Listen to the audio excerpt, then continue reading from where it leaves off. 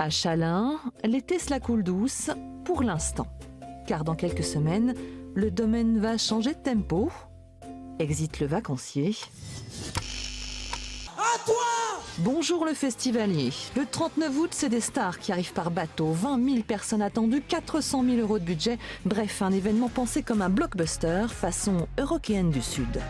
Il nous manquait un événement grand public, vraiment familial, sur un endroit du département préservé. On pouvait à la fois allier l'attractivité culturelle, évidemment, à travers toute cette programmation-là, mais aussi l'attractivité touristique.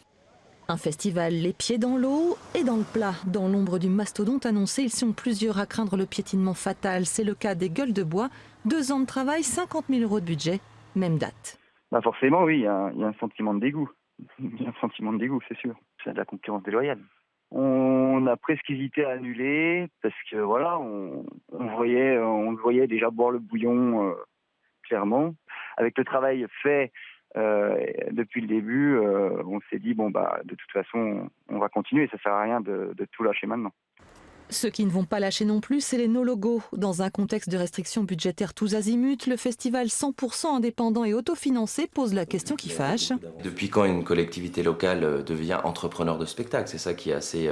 le questionnement, il est là. Après, sur le budget annoncé du festival du 39 août, qu'on voit la programmation, c'est déjà plus de 50% de ce budget annoncé. Donc avec ma petite expérience, ça coûtera beaucoup plus cher.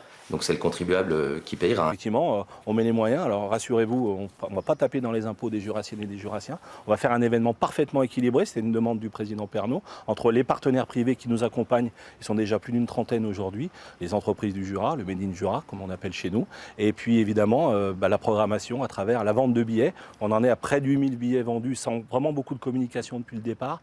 À 1 mois et demi de l'événement, c'est vraiment très prometteur. Et s'il n'y a pas d'équilibre ? On fera le compte en novembre.